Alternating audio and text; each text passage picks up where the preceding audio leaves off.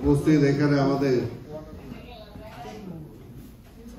Engineers অ্যাসোসিয়েশনের বাংলাদেশ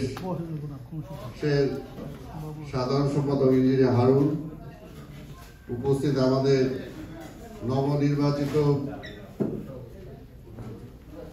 স্বাধীনতা সুবর্ণ উদযাপন জাতীয় কমিটির পক্ষ থেকে যে কমিটিকে আমরা অনুমোদন দিয়েছি, সেই যুক্তরাষ্ট্র কমিটির সংগ্রামী আহ্বায়ক জনাব জিল্লুর, উপস্থিত আমাদের স্বাধীনতা সুবর্ণ জয়ন্তী জাতীয় কমিটিতে, যাকে আমরা কেন্দ্রীয় কমিটিতে সদস্য হিসাবে দিয়েছি, আপনাদের এই যুক্তরাষ্ট্রের বিভিন্ন আন্দোলন সংগ্রামের নেতা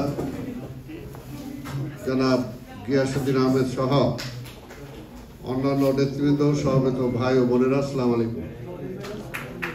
আমি প্রথমেই দুঃখ প্রকাশ করছি, আমি জানি যে আপনাদের যে দেখা যায় আমরা 20 জন বক্তব্য দিই, পরে কিছুই করা যায় না, এখানে দেওয়া সম্ভব হয় নাই, সেটার জন্য আমি দুঃখ প্রকাশ করছি। পাশাপাশি আমি বলবো আপনাদেরকে যে দেখেন, আমরা এই মুহূর্তে ইফতার করতে যাচ্ছি, বাংলাদেশের কি অবস্থা সেটা আমরা সবাই জানি। আমাদের নেত্রী দেশনেত্রী বেগম খালেদা জিয়া আজকে কি অবস্থায় আছে আমরা জানি।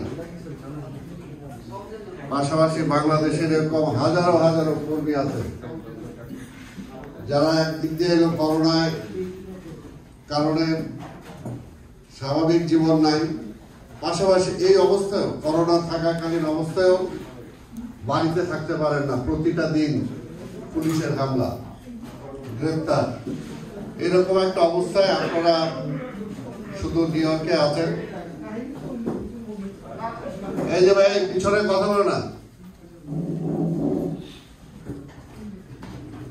ডাক্তার কি বলবেন, কথা আছে তাহলে চুপ থাকেন। যে আমাদের যে অবস্থাটা, এই অবস্থাটা চিন্তা করে আমি আপনাদের সবাইকে বলছি, যেমন আমাদের শনিবারে ইফতার আছে, সেই ইফতারের বাইরে লাগোনিয়া মেরিটে যেটা আমাদের সুবর্ণ জয়ন্তী উদযাপন কমিটির ইফতার আছে, বাকি আর অনেকে ইফতার করতে চেয়েছিলেন।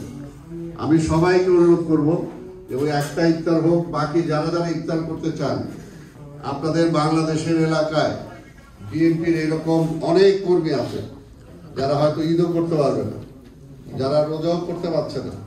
আপনারা সেই টাকাটা আপনাদের কারো বলা দরকার নেই, যে যেখানে পারেন আপনার নিজের এলাকায় আপনার সেই সমস্ত কর্মীদেরকে আপনারা দান করে দেন, যাতে অন্তত কিছুটা হলেও তারা সহযোগিতা পায়।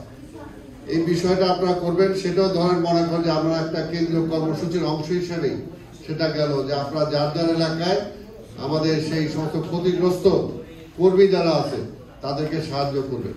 যেমনিভাবে জানেন যে আমাদের দেশনায়ক, আমাদের দলের ভারপ্রাপ্ত চেয়ারম্যান জনাব তারেক রহমান প্রতি বছর যারা গুম হয়েছে, খুন হয়েছে, তাদের পরিবারকে এই সমস্ত অকেশনগুলোতে সাহায্য করেন, এবারও করবেন।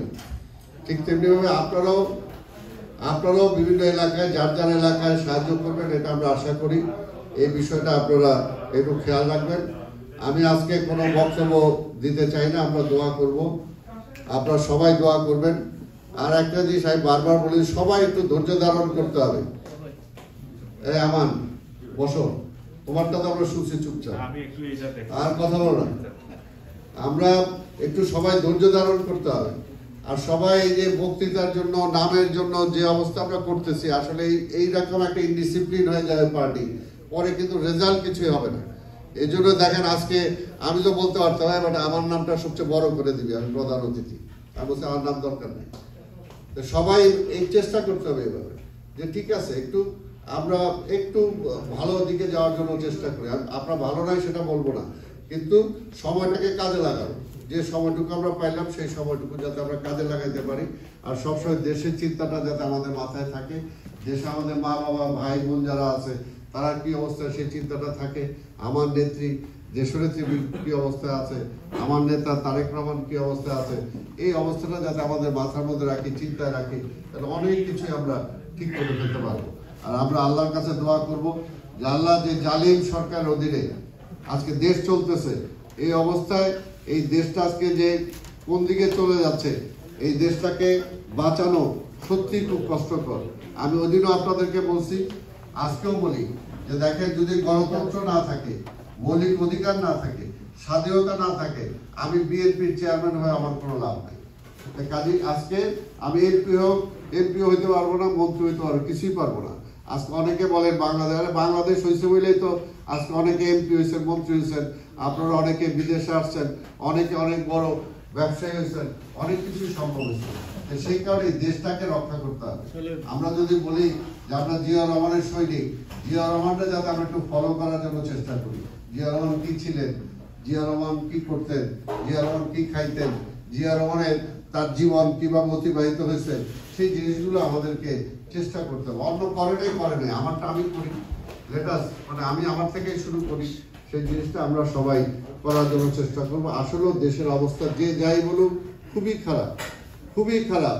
একদিন হলো সরকারের দুঃশাসন, আরেকটা হলো সরকারের আনম্যানেজমেন্ট, যেটা আপনারা দেখছেন যে স্বাধীনতার পরে শুধুমাত্র ম্যানেজমেন্ট না থাকার কারণে একটা দেশ কিভাবে ধ্বংস হয়ে গেছে, একটা দেশে কিভাবে দুর্ভিক্ষ আসছিল। কারণ আপনার মনে রেখে খাবারটা আছে, খাবারটা যদি এইভাবে প্রপার হইতে ডিস্ট্রিবিউট না হইতো আর সবাই খাবারটা ওইখানে থাকতো, একসাথে ইফতার করতে যেতাম, সব লন্ডভন্ড হয়ে যেত। ম্যানেজমেন্ট হলো সবচেয়ে বড় কথা। জিয়া রহমান বাংলাদেশের রাজনীতিতে এখনো বেঁচে আছেন গুড গভর্নেন্স দেওয়ার কারণে। তিনি ম্যানেজমেন্ট দিয়েছিলেন, যেটা স্বাধীনতার পরে আওয়ামী লীগ দিতে পারেন, এটা বাস্তব কথা। তো সেই কারণে আপনারা যারা আজকে আমেরিকায় বসবাস করেন, আপনারা তো বাংলাদেশের চেয়ে অনেক একটা ভালো দেশে, গণতান্ত্রিক দেশে, শিক্ষা টিকা সবকিছু এখানে বেশি আছে। কাজে আপনাদেরকে তো ফলো করবে বাংলাদেশের কর্মীরা, আপনাদেরকে বাংলাদেশের নেতারা ফলো করবে। কাজে আপনাদের জীবনটা, আপনাদের লাইফ স্টাইলটাও আপনারা সেইভাবেই কিন্তু করতে হবে। এর জন্যই আমি বেশি কথা বলতে চাই না। আসেন আমরা আজকে দলকে সুসংগত করি, দেশটাকে বাঁচানোর জন্য চেষ্টা করি, দেশের মানুষের পাশে দাঁড়াই।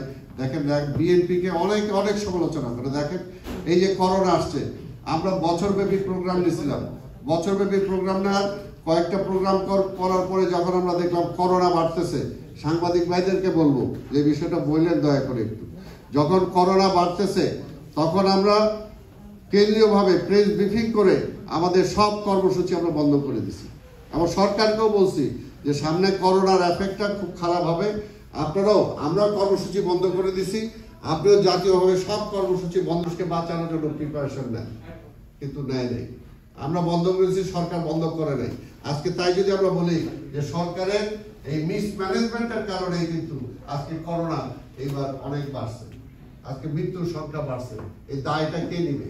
এই দায়টাকে আপনি যতই বলেন যে সেই সব মোদীকে আনার জন্য তারা এতগুলো মানুষ এই সব হত্যা করলো, যত কিছুই বলেন, এই দায় তো সরকার প্রধান এবং সরকারকে নিতেই হবে। হয়তো এই মুহূর্তে ক্ষমতা আছে, তারা কেউ কিছু বলতে পারতেছে না, কিন্তু ওই যে উপরে তো আছে, পরকালের বিচার তো একটা হবে, তাই না? মানুষের মনের মধ্যে তো সেটা আছে। সেই কারণে আমার যখন দায়িত্ব থাকবে, আমি যখন এই চেয়ারটায় বসবো, আমি ওই চেয়ারের মতো আচরণ করতে পারি না, এটা মনে রাখতে হবে। আবার এখানে যারা আপনারা আছেন, এর বাইরে যারা আছে, তাদের চেয়ে বেটার আচরণ আপনাদেরকে করতে হবে।